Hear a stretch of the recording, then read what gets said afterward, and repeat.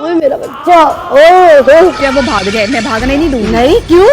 ये बाकी ना कोई स्टैंप लगा के तुम्हारी जात पे ऐसे चला जाए तो भाग के दिखाए भाईजान, आपको मैं छोड़ूंगी नहीं अगर आप। डॉक्टर ने भी कहा और उसके हस्बैंड ने तो मेरे रोंगटे खड़े कर दिए। और फिजाबाजी तो ऐसे हो रही है जैसे तलाक उनकी हुई है। पहले पहले डॉक्टर ने भी कहा कि तलाक होती ना होती, लेकिन फिजाबाजी तो आप करा के छोड़ेंगे, क्योंकि जितना दुख फिजाबाजी को हुआ उतना दुख तो डॉक्टर ने भी को भी नहीं हुआ हो। चुटकी फिजाबाजी बजा के ऐसे हो ऐसा रही है खराब जैसे कर कि दे। उसकी अम्मी है, जैसे उनकी खुद अपनी तलाक हो गई हो। ऊपर से डॉक्टर ने भी कह रही है कि मैं छोड़ूंगी नहीं, तो फिजा आके कह रही है मैं नहीं छोड़ूंगी। जाएगा तो जाएगा कहीं, अब नहीं बच के जा सकता वो, क्योंकि फिजाबाजी एक्टिव हो गई है। अब वो कुछ ना कुछ करवा के छोड़ेंगे। वैसे हर रमजान में ये कुछ ना कुछ जरूर करवाते हैं, लेकिन इस रमजान में इन्होंने टारगेट किया हुआ है एक तलाक, वो भी एक डॉक्टर की, जो कि एक साइकोलॉजिस्ट थी, जो कि लोगों के दिमागों को सेट करती थी, लेकिन उसका खुद का दिमाग मेरे ख्याल से सेट नहीं है। जब डॉक्टर ने बिया के हस्बैंड की वीडियो देखी तो उन्होंने बोला कि ये बाजी मुझे कहती थी कि ऑफिस जाना तो मुझे साथ लेके जाना, पार्टी पे जाना तो मुझे साथ लेके जाना, बाहर करियाने पे जाना तो मुझे साथ लेके जाना, स्कूल जाना तो मुझे साथ लेके जाना है, कहीं पे भी जाना है तो मुझे साथ लेके जाना है। तुम अब घर से अकेले बाहर नहीं जा सकते। ना तुमने अपनी अम्मी के पास बैठना है, ना तुमने अपने अब्बू के पास बैठना है, ना तुमने अपनी तलाक याफ्ता बहन के पास बैठना है, क्योंकि तुमने अब मुझसे शादी कर ली और तुम सिर्फ अब मेरे हो। लकड़ी की काठी काठी पे घोड़ा, घोड़े की दुम पे मैंने मारा अपना, समझ जाओ। जब उसके हस्बैंड का मैंने इंटरव्यू देखा तो वो वादा रोने वाला हुआ था, लेकिन वो फिर भी बोल रहा था कि भाई मर्द रो नहीं सकते। इसका मतलब ये नहीं है कि जो मर्द रोए ना वो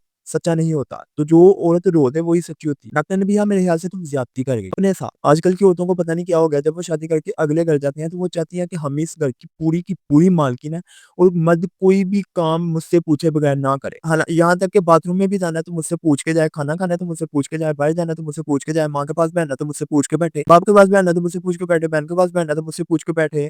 और हर चीज का इनको मालूम होना चाहिए इनके नजरिए के मुताबिक। इनका ये टारगेट बन गया हुआ है 75% औरतों का। हालांकि ये गलत है, मेरे नजरिए के मुताबिक गलत। जब आज वैसे तो कहते हैं कि भाई औरत जब शादी करके अगले घर जाती है तो वो घर उसका होता है, हर चीज उसके मुताबिक होनी चाहिए। एक तो औरत का मैंने इंटरव्यू सुना है, उसने बोला है कि जब कोई औरत अपना घर छोड़ के एक बंदे के घर में शिफ्ट होती है, यानी कि एक बंदे के साथ शादी करके उसके साथ रहना शुरू होती है, तो एक बंदे को उसको एक अलग घर लेके देना चाहिए। ये लाजमी होना चाहिए और ये हमारे कानून में भी आना चाहिए कि उसको एक अलग घर लेके दिया जाए। तो मेरा तो दिल किया था कभी ला जुती नो और इसके सर पे मारूं। ये कौन सा कानून बनाने लगी है कि अलग घर एक लेके देना चाहिए? देखो जी, एक घर में जब एक औरत जाती है, ये कोई बहुत अमीर, ये कोई अमेरिका नहीं है क्या? यहाँ पे लोगों की तरह कोई 10-10 हजार पाउंड और 10-10 हजार डॉलर और 20-20 30-30 हजार डॉलर नहीं। यहाँ पे गवर्नमेंट जो है ना, महीने के 2 4 4 5 5 लाख रुपया नहीं देती है। यहाँ पे पूरा महीना एरिया रख लो तो उसके बाद जो है ना 25-30 हजार रुपए सैलरी आती है, उससे पूरा घर चलाना होता है। ठीक है ना? तो इसकी इस मुल्क की 95% आबादी जो है ना एससी है, पूरा महीना एरिया रगड़ती है। उसके बाद जो है ना सैलरी पकड़ के महीने का बिल, बिजली का बिल, गैस का बिल, घर का राशन सारा कुछ डलवा के तो पूरा महीना गुजारती है। तो फिर अगले महीने जो है ना अड्डियां लेके अपनी सुबह 7 बजे से लेके रात को 9 बजे तक ड्यूटी देनी है। तो उसके बाद जो है ना खाना पीना करना और रहना सहना। तो बीबी ने आगे बोला कि एक अलग घर ले, तो उसको वो जो उसके मुंह से निकले उसकी वो ख्वाहिश पूरी करो, क्योंकि वो अपना घर छोड़ के आई हुई है। तो दूसरी बात ये है कि आजकल लोग कहते हैं कि एक औरत जब अपना घर छोड़ के आती है, वो किसी की बेटी होती है, वो किसी की बहन होती है, तो वो जब अपना सब कुछ छोड़ के आती है तो मर्द को भी चाहिए कि वो अपना सब कुछ छोड़ दे। देखो जी, ये कोई लाजमी नहीं है, ठीक है ना? जब एक औरत अपना सब कुछ छोड़ के आती है तो वो दूसरे किसी घर में जाती है, उसको भी अपने घर की तरह ही उन घर वालों को ट्रीट करना चाहिए। घर वालों को ट्रीट करना चाहिए। ये नहीं करना चाहिए कि अब सारे कुछ अपना अपना छोड़ दो, भाई सबसे पहले मेरी सुनो। देखो, उसकी माँ है, उसका बाप है, उसके बहन भाई हैं। अगर वो घर में अकेला है या वो कमाने वाला है तो देखो उसने अपने माँ बाप को भी पालना है, ठीक है ना? पहले फिर वही बात आ गई कि माँ बाप की कोई पेंशन नहीं लगी होती, या माँ बाप को कोई गवर्नमेंट जो है ना महीने के लाखों रुपए नहीं देती या हजारों रुपए नहीं देती। यहाँ पे मेडिकल फ्री नहीं होता है। यहाँ पे जोन सा मेडिकल फ्री होता है वो सबको ही पता है किस तरह का मेडिकल फ्री होता है।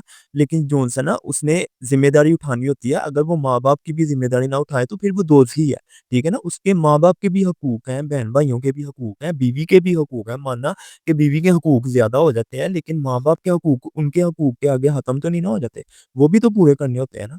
हर चीज को बैलेंस रख के ही चलना होता है ना। अब एक चीज को आप बिल्कुल नीचे गिरा दो, दूसरी चीज को आप कहें कि बस यही है सब कुछ, ठीक है ना? बीवी के आने के बाद बाकी दुनिया खत्म तो नहीं ना हो जाती। हर चीज को साथ ले लेके ही चलना है ना, कि बस एक बंदे के इर्द गिर्द घूम ही जाना और बस वही सब कुछ है और वही सब कुछ है, वही सब कुछ है और बस उसके ही गुन गाई जाना। ऐसे नहीं होता है, हर चीज को बैलेंस करना होता है। ये जो लोग कहते हैं ना कि बस बीवी आए तो ना भाई की सुनो, ना बहन की सुनो, ना माँ की सुनो, ना बाप की सुनो, बस जो बीवी कहती है उसकी सुनो, तो मैं उनसे मुत्तफिक नहीं हूँ, मैं उनको एग्री नहीं करता। मैं ये चाहता हूँ कि जब बीवी आए तो बीवी भी चाहे, बीवी को भी प्यार से रहना चाहिए, घर वालों से मिलजुल के रहना चाहिए, और घर वालों को भी चाहिए कि वो भी बीवी जो एक घर बार छोड़ के आई हुई है अपना और दूसरे घर में आई है आपके बेटे के लिए, उसके साथ अच्छा सलूक किया जाए और उसको भी अपने घर के फर्दों की तरह एक फर्द समझा जाए। ये नहीं कि वो माँ-बाप भी लड़ना शुरू हो जाएँ और बहन-भाई भी लड़ना शुरू हो जाए, बीवी भी लड़ना शुरू हो जाए। कई जगहों पे बीवियाँ गलत होती हैं, कई जगहों पे माँ-बाप गलत होते हैं, कई जगहों पे बहन-भाई गलत होते हैं। लेकिन इसमें मर्द ने फैसला करना होता है कि कौन गलत है, ठीक है? ये नहीं कि अगर माँ-बाप ने कुछ भी नहीं कहा तो बीवी आके कह रही है कभी तूने इनको नहीं कुछ करना, तूने इनको कुछ नहीं देना, तुमने बस मेरी बात सुननी है, मैं जो कह रही हूँ वो करो, जो माँ-बाप कह रहे हैं वो ना करो। हाँ, अगर माँ-बाप अच्छे चल रहे हैं तो फिर भई उनकी भी सुननी चाहिए, उन्होंने पेट से निकाला हुआ है, उन्होंने पैदा किया हुआ है, उन्होंने पाल-पूल के इतना बड़ा किया हुआ है, ठीक है ना?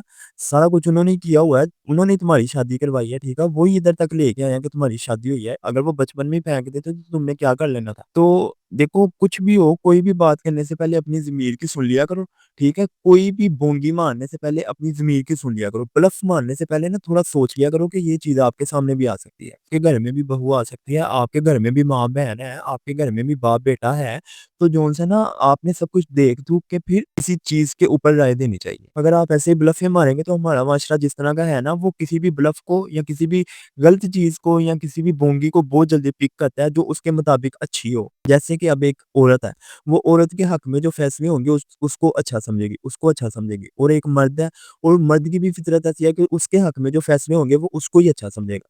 लेकिन अकल का तकाज़ा यही है कि दोनों के बराबर जो अल्लाह ताला ने हकूक बनाए हुए हैं, जो अल्लाह ताला ने बातें बोली हुई हैं, उसको फ़ॉलो किया जाए। उसको सच्चा दिल करके, उसको दिल पे पत्थर रख के हकीकत बतानी चाहिए कि भई इसको भी ऐसे करो, इसको भी ऐसे करो, सारा कुछ मेंटेन करके, बैलेंस करके, तो फिर आगे चलो। ये नहीं कि बस जी बीवी एक औरत ने इंटरव्यू दिया, उसको खुद शायद कुछ नहीं पता है, तो वो उसने आगे बोला कि बीवी को भई है ही सब कुछ बीवी का ही है।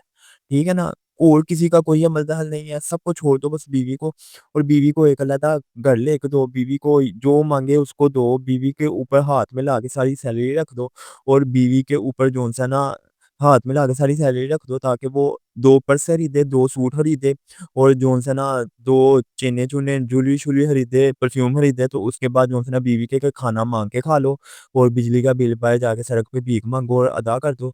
तो इस तरह नहीं होता है। ये भी बात मानो कि अल्लाह ताला ने और बाकी जौन-सा ना मेरे भी समझ के मुताबिक जो आज तक मैंने तजुर्बा किया ना औरत की अक्ल जौन-सी है ना, औरत की अक्ल, वो आधी होती है मेरे ख़्याल से। वो बात आधी करती है, पूरी बात उसकी अक्ल जौन-सी है ना गुत में भी है और घुटनों में भी है, तो घुटनों में भी है। तो बस ठीक है, जिन लोगों को मेरी बात समझ आनी होगी वो उनको आ गई होगी, जिनको नहीं आनी है उनको कभी भी नहीं आनी है, ठीक है?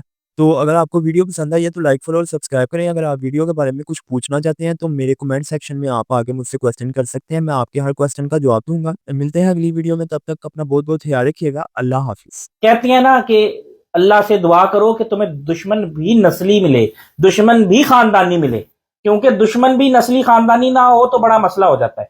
लेकिन दुश्मनी औरत से तो होती नहीं कि मैं जो हूं एक औरत से दुश्मनी करूं। एक औरत, क्योंकि अल्लाह ने मर्द को ताकतवर बनाया, औरत को कमजोर बनाया, तो औरत से कोई मुकाबला नहीं बनता। तो औरत के किरदार पे भी बात नहीं बनती, कोई किसी किस्म की नेगेटिविटी मैं नहीं करूंगा, कीचड़ नहीं उछालूंगा, वो मेरी इज्जत है, बीवी या भी निकाह में है मेरे, ठीक है। तो अपनी मर्जी से गई है और अभी कोई पहले नहीं गई है।